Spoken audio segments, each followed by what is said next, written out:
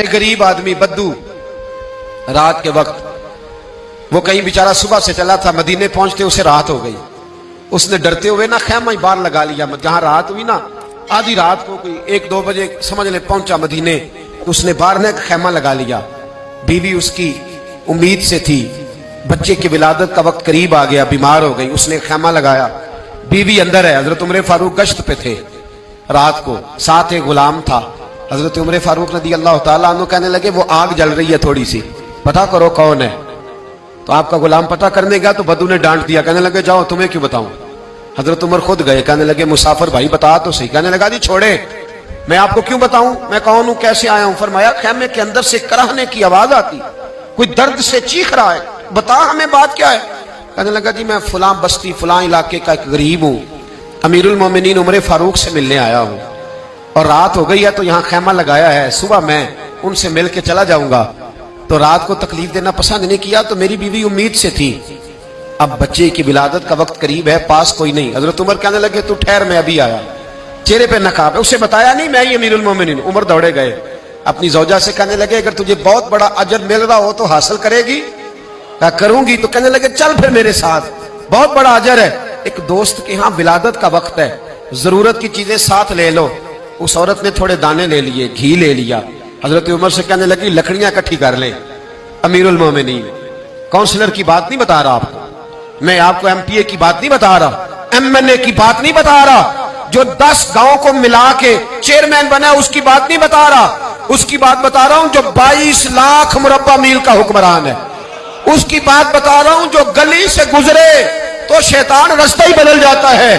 اس کی بات بتا رہا ہوں جس کے بارے میں میرے مصطفیٰ کریم صلی اللہ تعالیٰ علیہ وآلہ وسلم نے فرمایا میرا عمر تو وہ ہے کہ 950 سال حضرت جبریل بھی اس کی شان بیان کریں تو عظمت ختم نہیں ہوتی.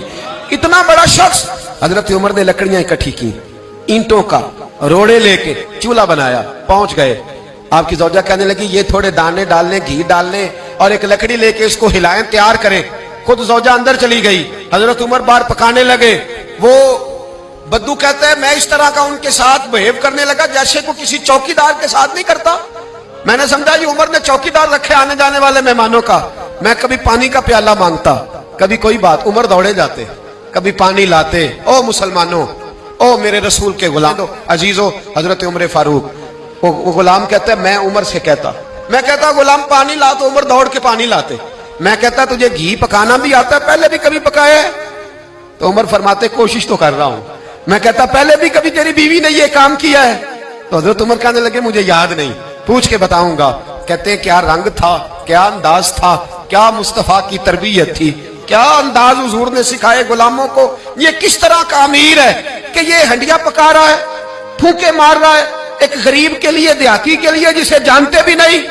اندر اس شخص کی بیوی کے ہاں بیٹا پیدا ہوا تو حضرت عمر کی بیوی اندر سے بول کے کہنے لگی امیر المومنین مبارک ہو، آپ کے دوست کے ہاں بیٹا پیدا ہوا ہے. جب کہا نا امیر المومنین مبارک ہو تو وہ شخص کہتا ہے میرے ہاتھ کانپنے لگے اور میں اس طرح دوڑا کہ میری پگڑی گر گئی. میں دوڑا تو عمر نے بلایا، کہا کدھر جاتے ہو؟ کہنے لگا آپ امیر المومنین ہیں، آپ امیر المومنین، آپ عمر ہیں. کیسر و کسرا جس کے نام سے کانپے آپ وہ ہیں جسے مصطفیٰ نے دعا مانگ کے اللہ سے مانگا، وہ والے عمر ہیں آپ. جس کے لیے علی المرتضیٰ فرماتے ہیں میں روز دعا کرتا ہوں، وہ والے عمر ہیں. جس کے بارے میں ابو بکر صدیق نے فرمایا تھا کہ میں اللہ سے کہوں گا مولا جو تیرے محبوب کی امت کے حق میں سب سے بہتر تھا میں اسے خلیفہ بنا کے، وہ والے عمر ہیں. عمر امیر المومنین کی بیوی وہ تو خاتون اول ہوتی ہے، وہ تو ملکہ ہوتی ہے، اور تیری بیوی دائی بن کر ایک غریب کے بچے کے پاس بیٹھی رہی ولادت کے وقت. عمر امیر المومنین ہو کے تیری داڑھی ساری دھومے سے بھر گئی تو ڈیوٹی کرتا رہا. تو سیدنا عمر رو پڑے اور اس بدو کو سینے سے لگا کے کہنے لگے تجھے پتہ نہیں تو کہاں آیا ہے، اس شہر کا پتہ ہے؟ اس نے کہا حضور کہاں ہے؟ فرمایا یہ میرے نبی کا مدینہ ہے، یہ مصطفیٰ کا مدینہ ہے. یہاں امیروں کا استقبال نہیں ہوتا، یہاں غریبوں کے استقبال ہوتے.